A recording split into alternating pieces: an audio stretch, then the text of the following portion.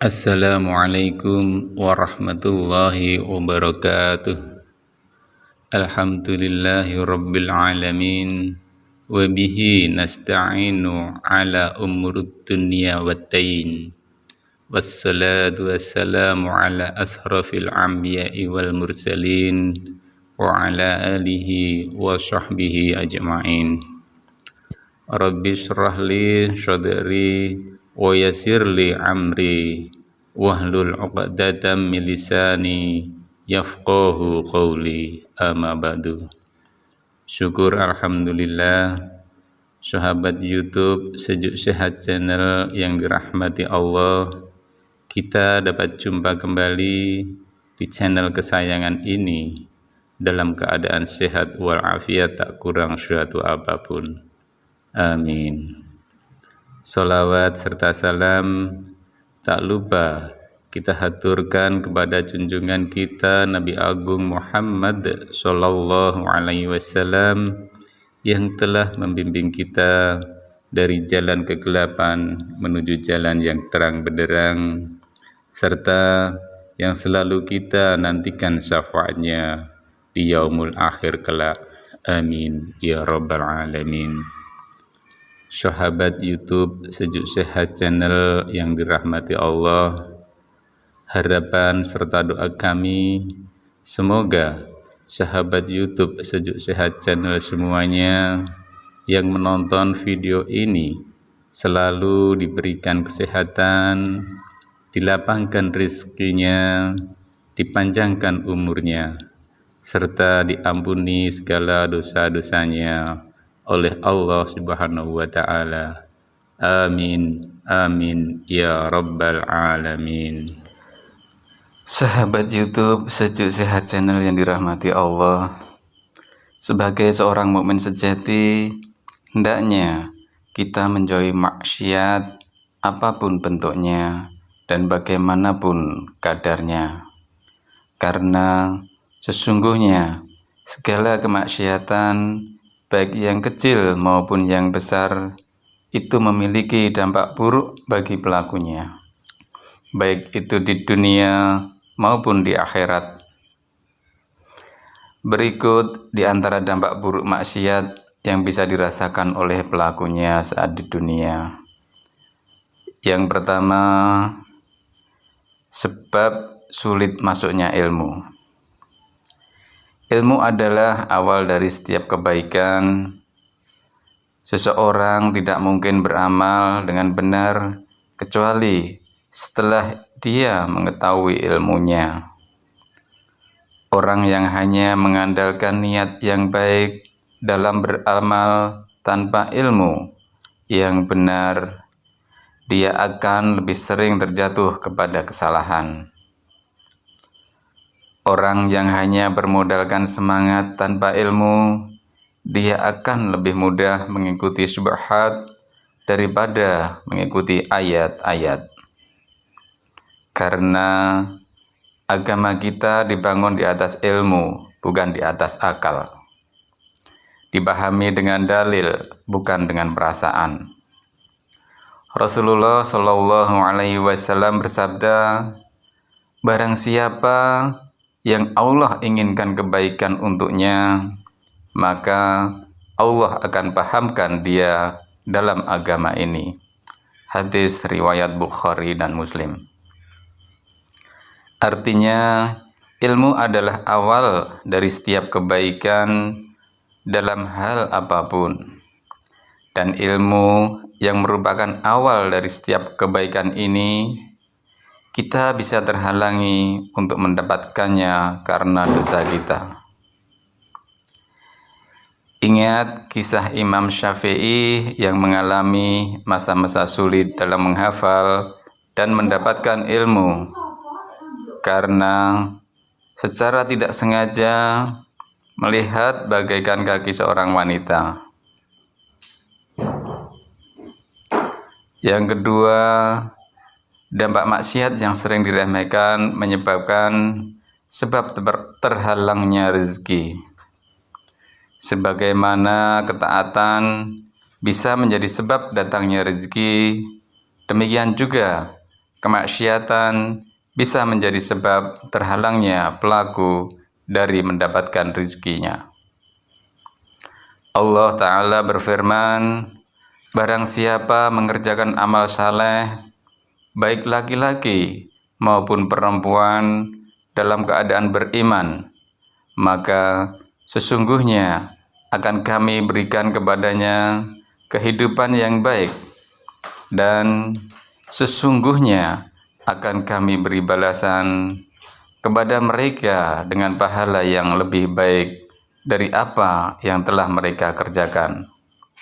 Quran Surat An-Nahl ayat 97. Adapun orang yang senang melakukan maksiat, dia tidak akan mendapatkan kehidupan yang baik. Berapapun harta yang dia miliki, maka dia tetap tidak akan bisa merasakan kehidupan yang baik. Dia tidak akan merasakan ketenangan, dan hatinya selalu tidak puas, karena dosanya akan menghalanginya untuk mendapatkan itu semua. Makanya, barang siapa yang sudah bekerja keras, banting tulang dan peras keringat, siang malam, namun tetap juga tidak mendapatkan kehidupan yang baik, hendaknya dia introspeksi diri. Yang salah bukan gajinya, yang salah bukan pada kerja kerasnya, namun yang salah adalah pada amalannya. Mungkin dia telah melakukan kemaksiatan, atau mungkin dia telah menzalimi orang lain. Dampak maksiat yang sering diremehkan yang selanjutnya, yang ketiga, yaitu sebab terhalangnya berbuat ketaatan. Kemaksiatan merupakan lawan dari ketaatan. Tidaklah seorang melakukan satu kemaksiatan, melainkan dia telah meninggalkan satu ketaatan. Semakin sering dia melakukan kemaksiatan, semakin sulit dia melakukan ketaatan. Karena kemaksiatan itu terjadi karena mengikuti kemaksiatan yang telah dia lakukan sebelumnya. Di antara tanda-tanda diterimanya kebaikan seseorang, dia akan melakukan kebaikan lagi setelahnya. Dan di antara hukuman bagi kemaksiatan, dia akan memudahkan melakukan kemaksiatan yang lainnya setelah itu. Makanya sering kita menyaksikan orang yang saleh, taat, dan ikhlas dalam ketaatannya. Dia semakin bertambah kesalehan dan ketaatannya. Karena memang ini merupakan salah satu balasan dari Allah untuknya di dunia ini. Allah Subhanahu wa Ta'ala memudahkan baginya melakukan ketaatan-ketaatan yang lain, sehingga kelak ketaatan-ketaatannya ini bisa mengangkat derajatnya di surga. Sebaliknya, jika demikian, kita sering menyaksikan orang yang durhaka kepada Allah Subhanahu wa Ta'ala dan para pelaku maksiat. Semakin hari semakin besar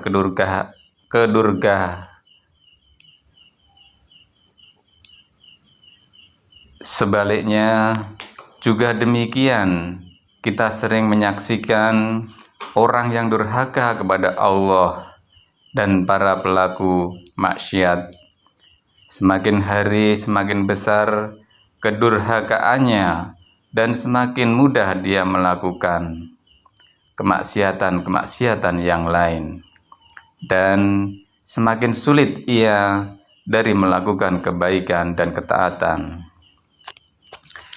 Dampak selanjutnya, dampak yang sering diremehkan setelah melakukan maksiat, yaitu sebab timbulnya permusuhan. Rasulullah Shallallahu Alaihi Wasallam bersabda, demi zat yang jiwa Muhammad berada di tangannya, tidaklah dua orang saling mencintai, kemudian keduanya berpisah, bermusuhan, tidak lagi saling mencintai, melainkan karena dosa yang dilakukan oleh salah satu di antara keduanya.